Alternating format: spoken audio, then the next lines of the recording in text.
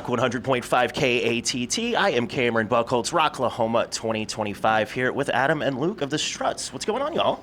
What's going on? We're happy to be here. Indeed. It's kind of a rainy, muddy day, but I think it's going to be fun. The rain should hold off, I think, once the actual show starts. Hopefully. It feels like Download or something at the moment. Sure. British festival, for sure. A good British European festival. It is, and this is, it was kind of one of the first big rock fests in the style of those European festivals over here. But, oh, really? Yeah, I mean, I think this started in like 2007, so kind of before the Rock on the Ranges and Welcome to Rockvilles and all those kind of. But have you guys played Rocklahoma before? I was trying to think.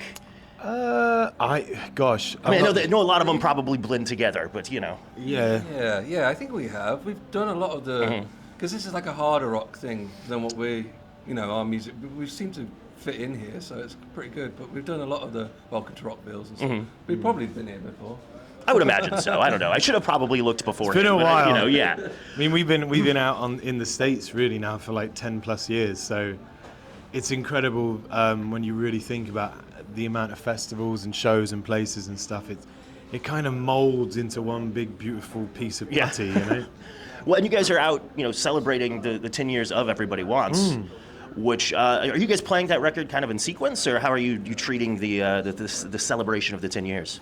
Yeah, we are. We decided that we wanted to play it in sequence because it's something that we've never been able to do or decided to take on, and it's a special occasion. So we really wanted to do something unique for the fans that they're not going to see for possibly another 10 years. Yeah. And honestly, it's been really fun. Like we're playing songs that we haven't played since we were really doing the really small clubs, like 200, 300 cap venues.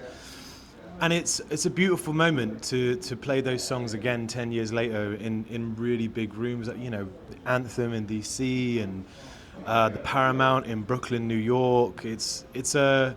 It's actually been an emotional experience. Nice. And now, does the record kind of work well live in sequence? Because sometimes it's different when in the concert setting versus what you might want. I mean, what's really funny is some of our biggest songs are now the second or third track. Yeah. I love it, and I think the crowd love it, and we're getting such a younger audience. When I mean younger, I'm literally talking about 10-year-olds, like all lined up on the rail. And I think it's good for them to hear a song like Could Have Been Me fourth in the set. They're just they just absolutely lose their minds. I know you guys are about to release a new version of Could Have Been Me, right? With a special guest. Sir Brian May. Yeah, Sir Dr. Brian May. How did that kind of come about? Well, we did a record called Strange Days in the middle of the pandemic, and it was chock-a-blocked with features, friends that we'd sort of met along the way, and one of them being Joe Elliott and Phil from Def Leppard. And of course, Joe and Phil, they've been friends with Brian for a very long time. And I remember just badgering Joe, being like, can I have Brian's number? Like, he put me in touch. Don't know if you know, but I'm a big Queen fan, And we, of course, got talking.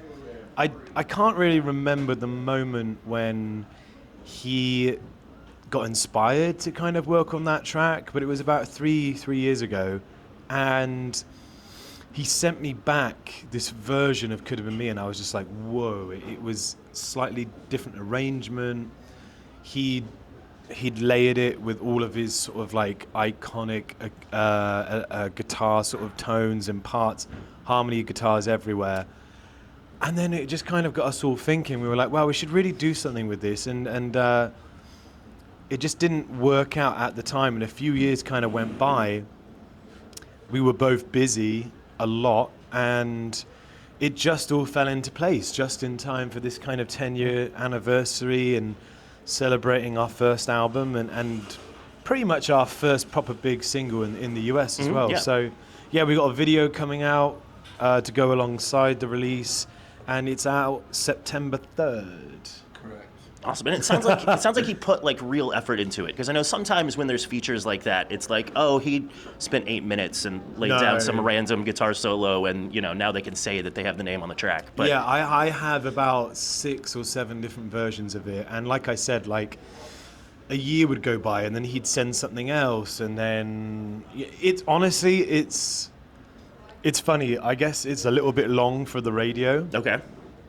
But as a fan, especially as like a guitar player, if you're a listener and you play guitar, I think it's going to be such a great song to listen to, because, I'll tell you now, that I asked him to reprise his solo.